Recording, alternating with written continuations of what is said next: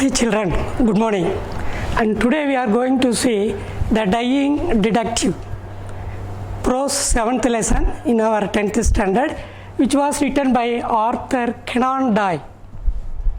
And before going to see the story, and there are important words which one time we need meaning about it. Glossary.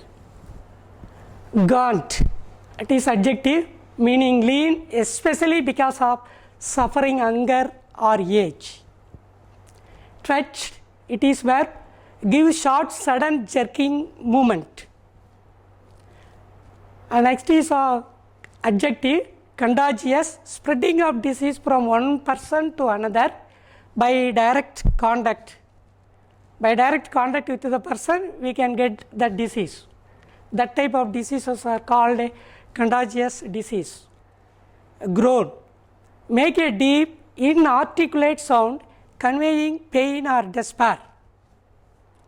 Plague, it is noun, a contagious bacterial disease characterized by fever. Then what is the character of this disease? We get fever.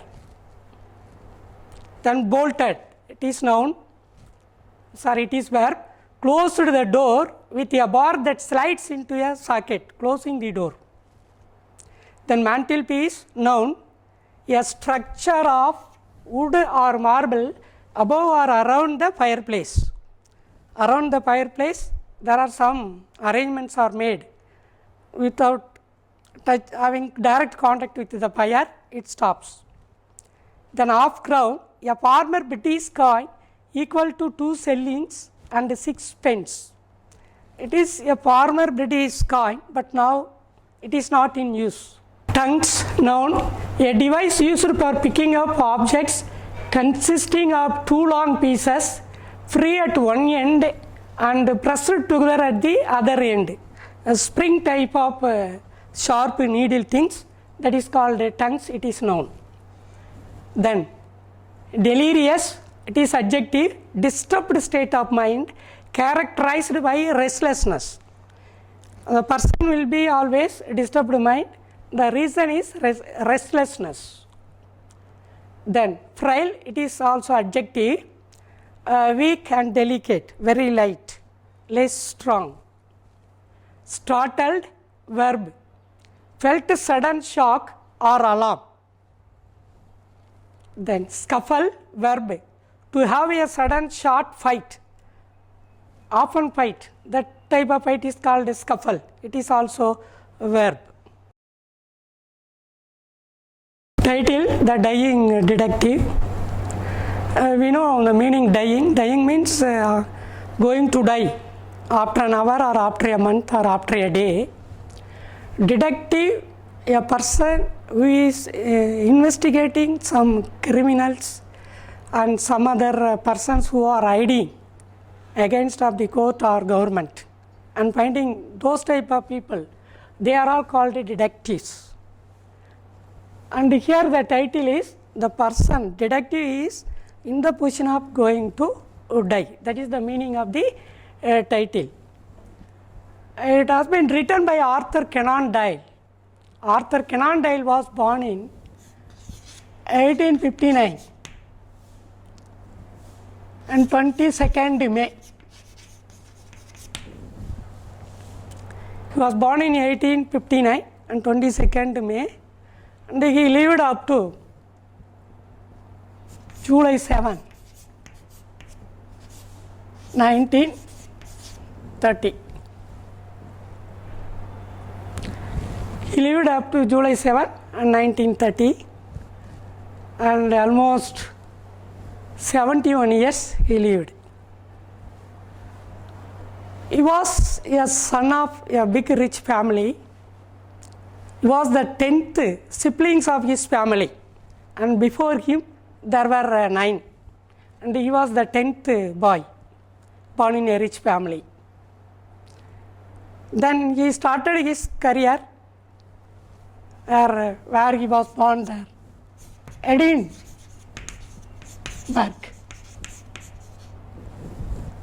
Edinburgh.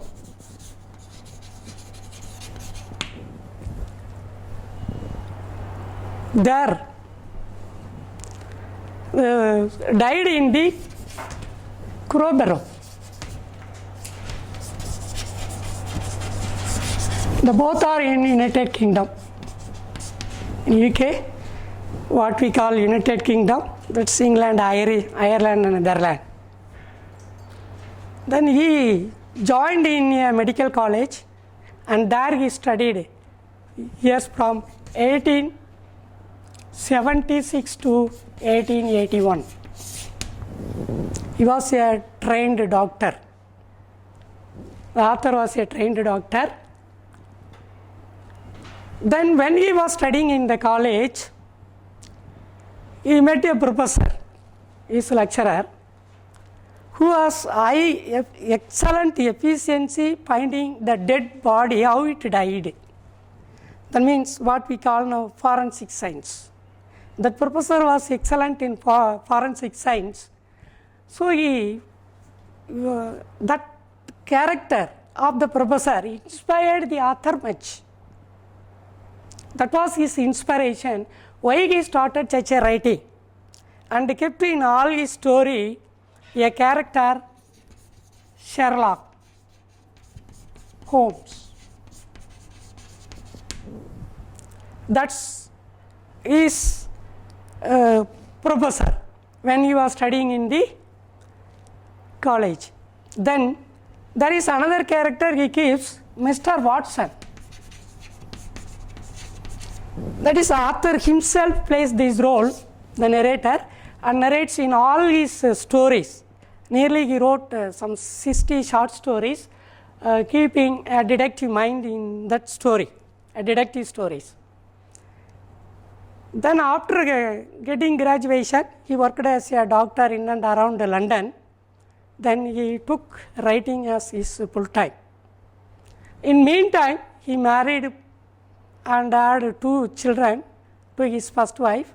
Then she died in tuberculosis. He married another lady, and then for them 3. Totally 5 children he had. And then severe fever, he died in 1930. This is about the author. Main characters of the story: Sherlock Holmes, detective; Mr. Watson, doctor; Mrs. Hudson, a landlady; Mr. Culverton Smith, a criminal; Martin, a police in Scotland Yard. And these characters, Sherlock Holmes, that detective, detects the case about the death of Victor Savage, how he died, who murdered him. This is the case. And then Sir Japper Meek, Penrose Fisher, and these 2 people are familiar eminent doctor in London, who Watson recommends for the fever. Then finally he represents the name another famous person in London, Aintree.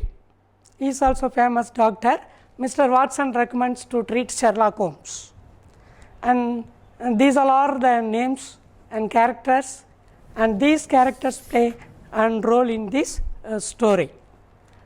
And there, scene opens like this. That is, Mrs. Hudson complains to Mr. Watson. What is the complaint was Sherlock Holmes, a detective, and continuously not taking food and not drinking water. He was severely affected by fever, and he was at bedridden, bed rest. He was at the bed. That was the complaint, and complained to Dr. Watson. Watson asked her, why don't you bring some doctor and give treatment? But Hudson, the landlady means who look after the author there, and house, land and everything is looked after by her for some monthly salary basis. She said that he did not allow anybody inside. He did not want to meet anybody at all.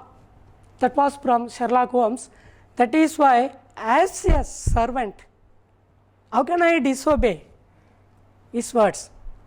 But for the 4th day, if it leads I hope there won't be alive. He may die at any minute the fourth day. That's why I came and told you.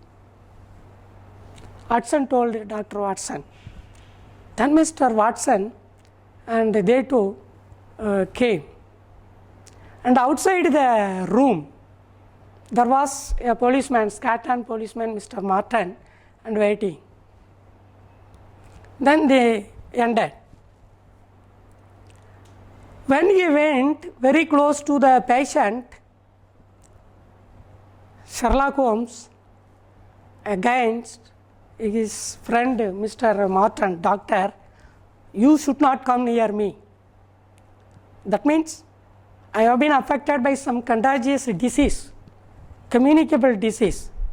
If you come near and you will be also affected, for your sake I say, hey, you should not come.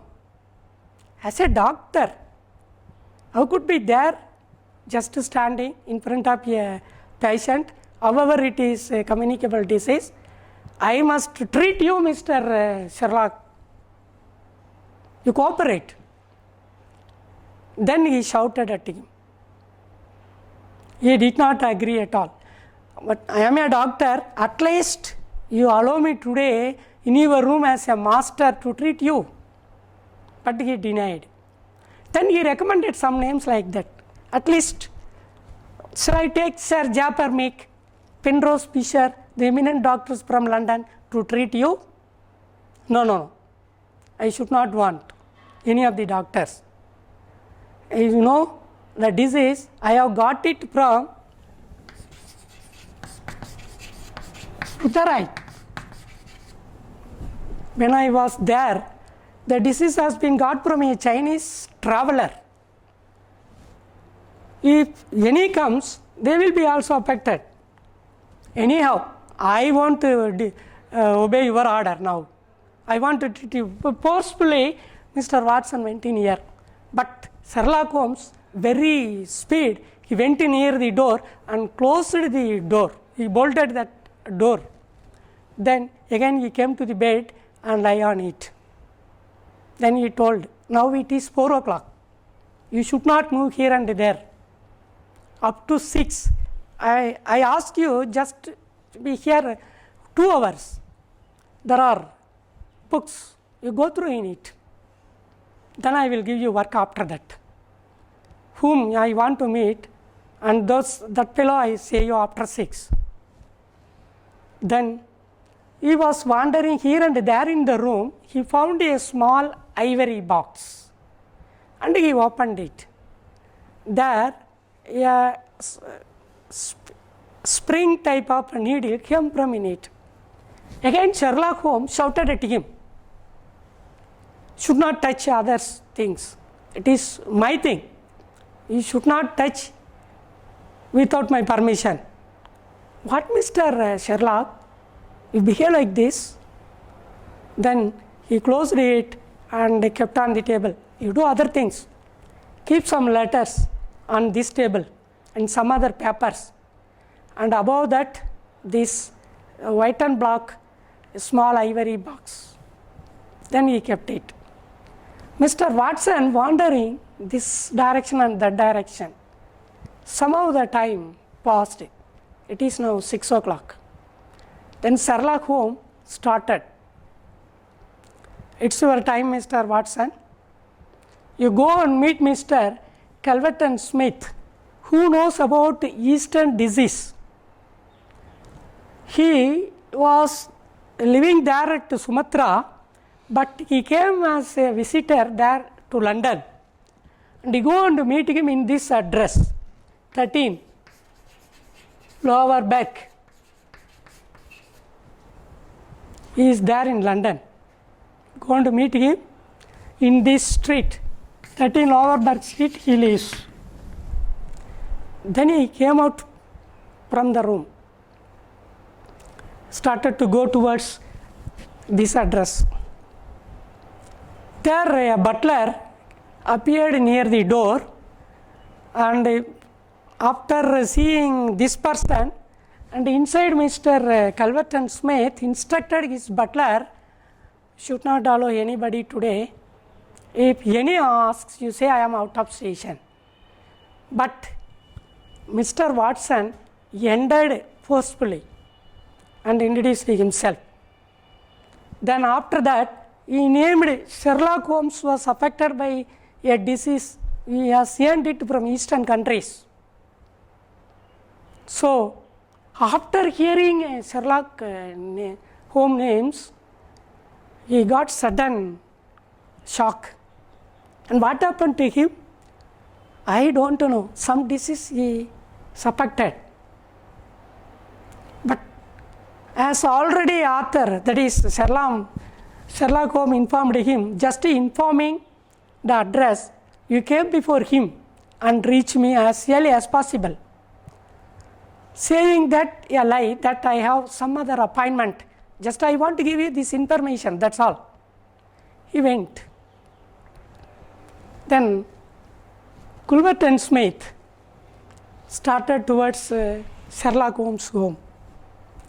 Already there, Mr. Watson, doctor and all, they reached. The Scotland police is outside, and landlady is also Mrs. Hudson outside. He entered inside. Then, what's suffering from, mister? What happened to you? Then he narrated the story where he has got the disease. I know only you are not doctor, only planter, but only you know about this disease and treatment. That is why I called him. Already Mr. Hudson was in a room. He did not appear in front of them. Now the secret is spoken by those two persons. In dire speech, he told, you are the only person know how to treat this. Then by seeing that black and white ivory box, small ivory box, have you got it? Yes, I got it. Inside it just a spring spin. But a joke somebody has posted me. Not it is joke, Mr. Sherlock Holmes. It is what purposely sent to give you the disease. Then this is the only evidence to say that, or to catch me as your criminal and arrest. This only evidence I took with myself. He took the box, a small ivory box. Then already the light was very dim. He asked, Sherlock Holmes asked Culbert and Smith, just increase the brightness of the lamp. He increased. Without happening anything, he stood from the bed. Mr. Sherlock Holmes stood from the bed.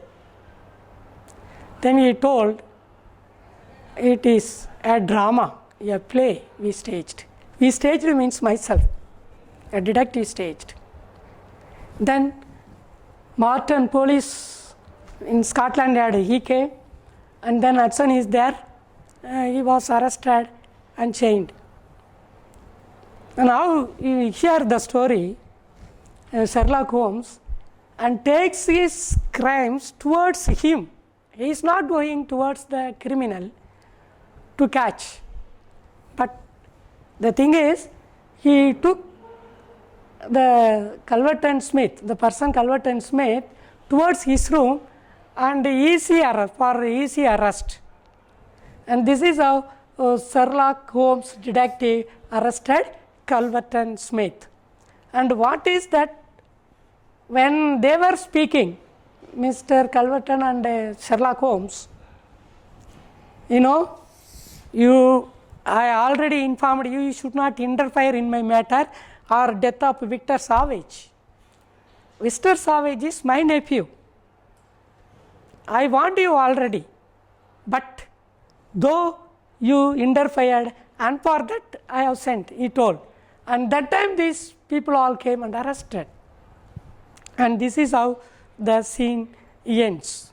Now we will go line after line. The Dying Detective, written by Arthur Conan Doyle. Mrs. Hudson, The landlady of Sherlock Holmes came to me and said, Mr. Holmes is dying, Mr. Watson. For 3 days he has been sinking, and I doubt if he will last another day, he would not let me get a doctor. I told him I could not stand in any more and would get a doctor. He replied, let it be Watson then. I was horrified, for I had not heard about his illness. Before I rushed for my hat and coat, as we drove back, I asked her about the details. After Edson telling this information, Mr. Watson got horrified. He took his hat and coat and started towards the author. He did not take 3 days any meal, and he did not allow any doctors to treat. This was shock to Dr. Watson. There is little I can tell you, sir. He has been working on a case down at Rotherhithe near the river and has brought this illness back with him. He took to bed on Wednesday afternoon and has never moved since. For 3 days, neither food nor drink has passed his lips. Why did you not call a doctor? I asked. He wouldn't have it, sir. I didn't dare to disobey him. He was indeed a sad sight. In the dim light of a foggy November day, the sick room was a gloomy spot, but it was the gaunt face staring from the bed that brought chill to my heart. His eyes had the brightness of fever, his cheeks were flushed, and his hand twitched all the time. He lay restless. My dear fellow, I cried, approaching him. The lady explained when they were coming about his fever, how it is affected him, and he got it from eastern countries. From Wednesday afternoon to now, he did not take any food at all, even he did not open his lip. Though she asked to bring some doctors, his reply was, you did not allow any doctor inside. Stand back, stand right back, he cried. But why? I want to help you, I said. Certainly, Watson, but it is for your own sake. For my sake, I was surprised. I know what is the matter with me. It is the disease from Sumatra. It is deadly and contagious. Watson, that's it by touch. Don't come near to me. It is a communicable disease. I have got it in Sumatra, some eastern countries where I have worked. Good heavens, Holmes, do you think this can stop me? I said, advancing towards him. If you will stand there, I will talk. If you don't, you must leave the room, said my master. I have always given in to Holmes' wishes, but now my feelings as a doctor were aroused. I was at least his master in the sick room. Holmes, I said, you are not yourself whether you like it or not. I will examine your symptoms and treat you. Then he went near him and told, I am going to treat. If you want to be here, you should not come near. Otherwise, you go out. And this was the order given by the Sherlock Holmes. But he wanted to be a master at least in his fever room. If I am to have a doctor, said he, let me at least have someone in whom I have confidence. Then you are none in me, in your friendship certainly. But facts are facts, Watson. You are a general practitioner, not a specialist of this disease. If so, let me bring Sir Japper Meek or Penrose Fisher or any other best man in London. How ignorant you are, Watson, he said with a groan. What do you know about tarpaulin fever for the black Formosa plague? I have never heard of them, I admitted.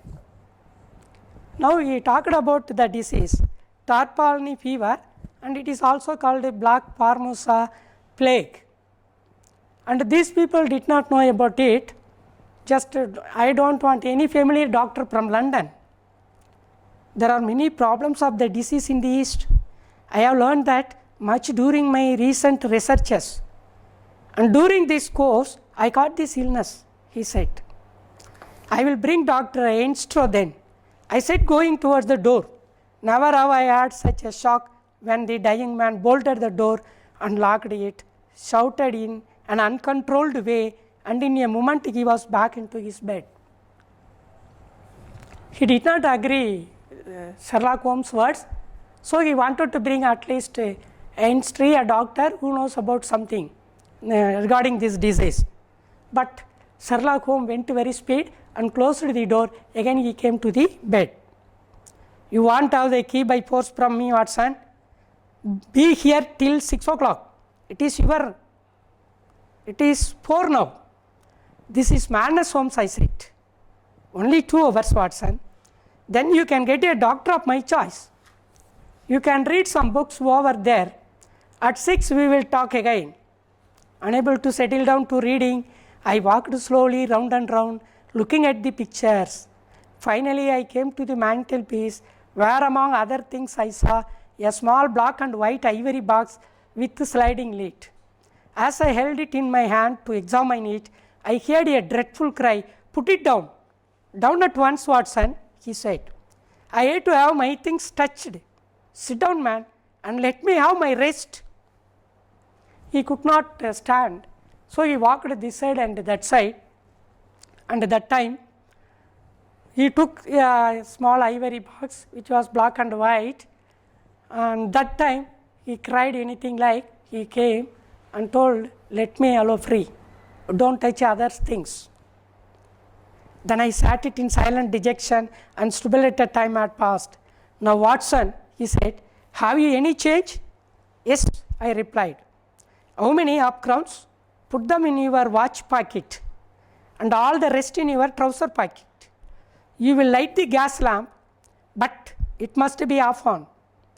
You will have the kindness to place some letters and the paper on the table within my reach. Now place the ivory box on the table within my reach. Slide the lid a bit with tongues, but the tongues on the table. Good. Now you can go and fetch Mr. Calvert and Smith up 13 Lower Burke Street." I was hesitant to leave him.